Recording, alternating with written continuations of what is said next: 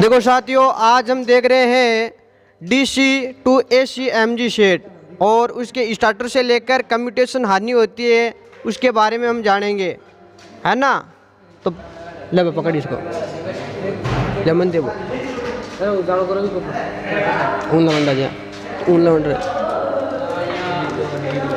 तो देखो साथियों, ये हमारे पास स्टार्टर है जिसके अंदर पीछे की ओर प्रतिरोध लगे हुए होते हैं।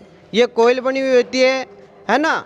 जैसे ही हम इसको यहाँ से ऑन करते हैं तो देखो इसके अंदर धारा दिखा रहा है, वोल्टेज एम्पियर। फिर देखो यहाँ से हम जिसको जैसे ही धीरे धीरे ऑन करेंगे हमारी जो मोटर है वो घूर्णन स्थिति में आ जाएगी, जैसे कि आप देख पा रहे हैं। अब देखो स्टार्टर का पहले हम देखें कि कार्य क्या होता है। तो इसका कार्य होता है जो प्रारंभिक धारा होती है उसको क्या करना भाई, नियंत्रित करना, है कि ना। इसकी प्रारंभिक धारा को क्या करना, नियंत्रित करना। और साइड हो जा हट कर। इसकी प्रारंभिक धारा को क्या करना, नियंत्रित करना। और इसकी पीछे की ओर क्या लगे हुए होते हैं, प्रतिरोध लगे हुए होते हैं। अब देखो जैसे मैंने इसको ऑन कर दिया, ये यहाँ की इसमें आ गया, कनेक्टिविटी में आ गया। अब आप यहाँ देखो कि ये शाफ्ट के द्वारा जुड़ा हुआ है DC टू AC जो सेट है वो, ये इसको घुमा रहा है शाफ्ट की तरह और ये निकाल रहा है AC। अब देखो इसके अंदर एक होती है कम्यूटेशन हानि। तो देखो इसकी कम्यूटेशन जो हानि होती है, कम्यूटेशन जिसको हानि बोलती है, वो होती है इस कम्यूटेटर के ऊपर। कहाँ होती है, कम्यूटेटर के ऊपर होती है, जिस पे क्या लगे हुए होते हैं, बुर्श। ये देखिए बुर्श में जब थोड़ा सा ढीलापन आ जाता है तो ये कम्यूटेशन क्या होती है, हानि होने लग जाती है। आप देखेंगे कि जो बुर्श है वो सीधी अवस्था में नहीं है, एक बुर्श यहाँ पे है और एक बुर्श इस तरफ है, थोड़े तिरछे हैं, जो 6 से 7 डिग्री क्या रहते हैं, थोड़े आगे की ओर खिसके हुए रहते हैं। जो ये बुर्श होते हैं ना, कार्बन बुर्श, ये लगे हुए होते हैं MNA पर। ये GNA पर नहीं लगे होकर कहाँ लगे होते हैं, MNA पर लगे हुए होते हैं, थोड़े खिसके हुए, है ना। ये होती है हमारी कम्यूटेशन हानि। इसको वापस सही करने के लिए अलग अलग तरीके क्या लिए जाते हैं, काम में लिए जाते हैं। पहला तरीका ये काम में लिया जाता है कि इसके ऊपर जो कार्बन बुर्श है उनका क्या कर दे, विस्थापन कर दे या उनको बदल दें। दूसरा हम उसके ऊपर क्या कर सकते हैं, इंटरपोल वाइंडिंग कर सकते हैं। क्या कर सकते हैं, इंटरपोल वाइंडिंग। इंटरपोल वाइंडिंग जो होती है वो आर्मेचर में होती है ना। फिर हम क्या कर सकते हैं भाई, फिर आप यहाँ देखो कि देखो चुंबक बन रही है यहाँ पे, ये देखो ये होती है बॉडी। ये क्या है, बॉडी। इसको योंक बोल सकते हैं, बॉडी बोल सकते हैं। इसके अंदर का जो भाग होता है उसको बोलते हैं स्टेटर। ये होती है शाफ्ट, जो रनिंग अवस्था में ये क्या है भाई, शाफ्ट है, शाफ्ट। अब देखो बॉडी का कार्य होता है धूल माटी से सुरक्षा करना। और हम ऐसे भी बोल सकते हैं कि अंदर जो फील्ड पे चुंबकीय क्षेत्र बनता है उस चुंबकीय क्षेत्र को क्या करना, एक पथ प्रदान करना, एक रास्ता प्रदान करना, है ना।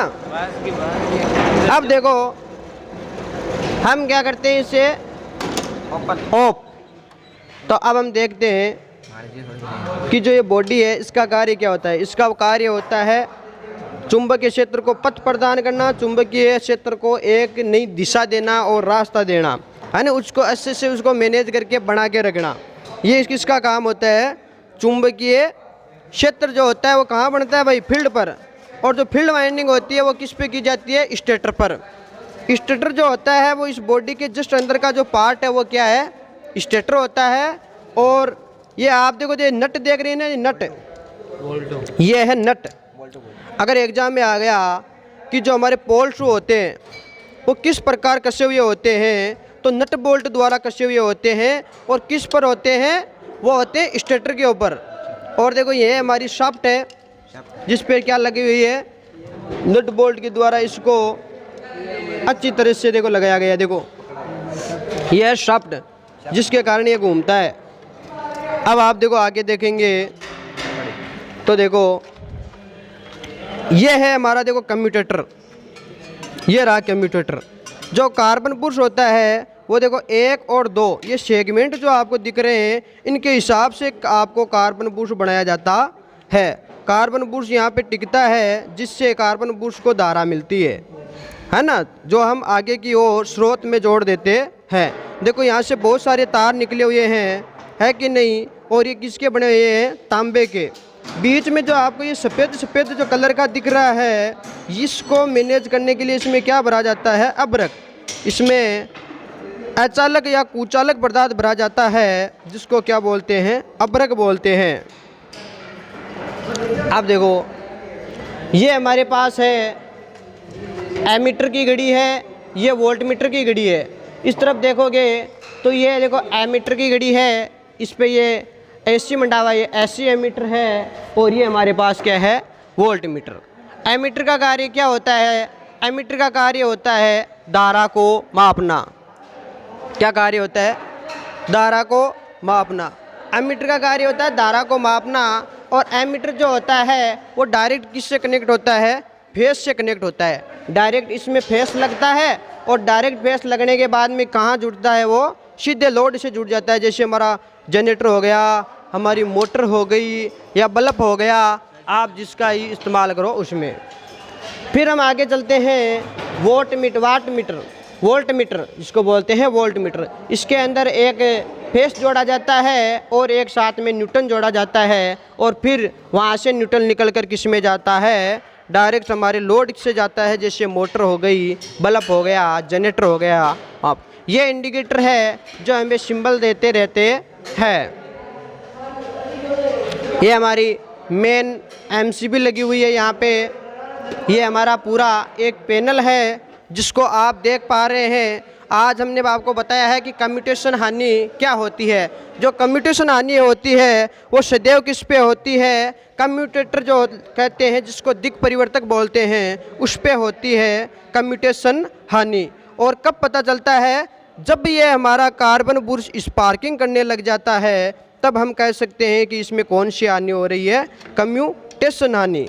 क्या बोलते हैं, कम्यूटेशन हानि। जो कार्बन बूस्ट होता है ये किसका बना हुआ होता है, कार्बन और ग्रेफाइट के चूर्ण से इसको बनाया जाता है। और आप जब इसमें देखोगे तो इसमें देखो ये एक वायर है जो कार्बन बूस्ट से निकला हुआ है, इसको बोलते हैं बर्स लीड। इसको क्या बोलेंगे, बर्स लीड बोलेंगे। और इसके अंदर की ओर की जाती है फील्ड वाइंडिंग, आप देखोगे तो। और इस जो हमारा आर्मेचर है, इस पर आर्मेचर वाइंडिंग की जाती है। अब आप देखो यहाँ पे देखोगे तो यहाँ पे देखो लगा हुआ होता है फैन, जो क्या करता है, गर्म हवा को अंदर की ओर फेंकता है। जो नमी हो गई हमारी, उस नमी को क्या करता है, सुखाने का काम करता है, वाइंडिंग को सुखाने का काम करता है ना, वाइंडिंग को ठंडा रखने का काम करता है। ये हमारा क्या लगा हुआ है भाई, फैन लगा हुआ है। ये है डीसी, है कि नहीं। अब देखो इसको हम शाफ्ट बोलते ही हैं। और अंदर देखो मोटर होता है, उसमें जिस पे वाइंडिंग नहीं की जाती है वो रोटर होता है। और ये हमारा आर्मेचर हो गया, ये हमारा टर्मिनल बॉक्स हो गया जहाँ पे कनेक्शन किए हुए हैं। ये हमारा सब स्टेशन हो गया, बस बार हो गया, जहाँ से अलग अलग हम कनेक्शन निकाल रहे हैं। ये होते हैं किट स्विच।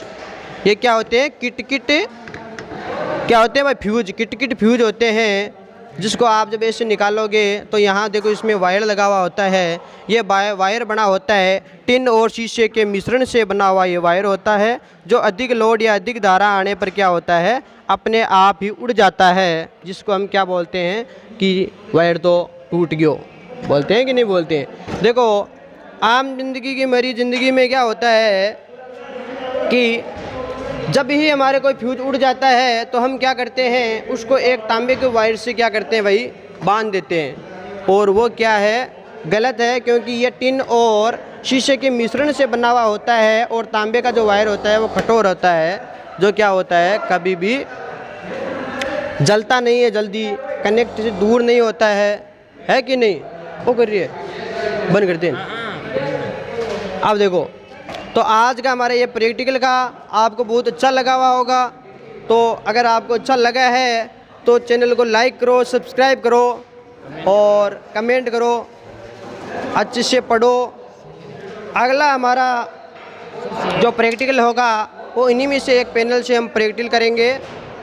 तो धन्यवाद, बहुत बहुत शुक्रिया, थैंक यू श्री टैगोरी। आपका काम है, अगर अच्छा नहीं लग रहा है तो आप डिसलाइक भी कर सकते हो। अगर हमसे कोई त्रुटि रह गई है तो कमेंट करो, कमेंट बॉक्स आपके लिए है। धन्यवाद।